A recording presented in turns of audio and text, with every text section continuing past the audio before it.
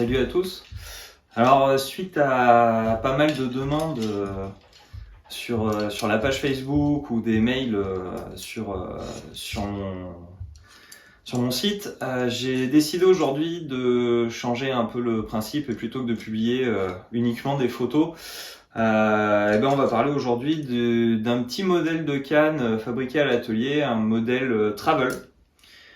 Qui m'a été encore demandé récemment, donc c'est pour ça que je l'ai dans la main, j'en profite, je peux vous faire une vidéo. Donc ici on est en présence d'une 9 pieds, soit de 4-5, en 7 brins.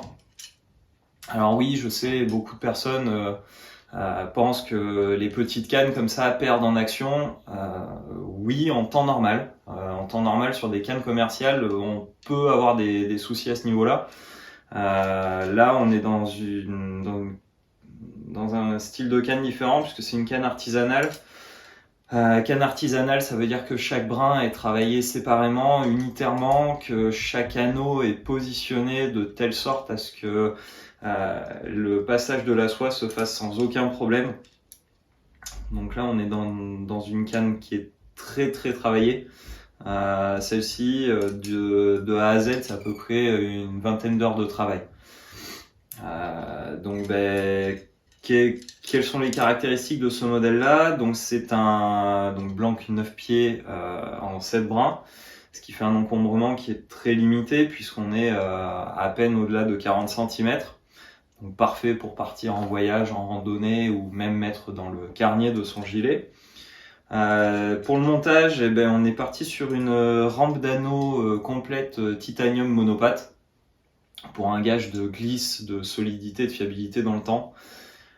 Les ligatures couleur aqua avec un petit liseré doré, comme vous avez pu le voir dans la présentation de la vidéo. Une poignée forme classique, donc c'est-à-dire une half wheel version donc en liège du Portugal, top floor, donc voilà, sur qualité extra, et un porte-moulinet avec un insert en bois de coco, ce qui est relativement peu courant, mais voilà, avec cette marbrure qui est assez jolie. C'est un blanc, alors c'est un mélange de différents carbones. En fait, on se retrouve sur une canne qui a deux modules de carbone différents au sein de la canne. On a une partie en IM8 et une partie en IM10, ce qui fait qu'elle a une action tout à fait particulière. C'est une action semi-rapide, tendance rapide, donc en fait c'est une canne qui est relativement douce mais qui a une très bonne réserve de puissance et qui permet donc de faire des lancers assez importants, assez intéressants et qui dans sa conception ne perd strictement rien en précision puisque c'est ce qu'on va lui demander. Je vous propose de passer au test. Allez, on y va.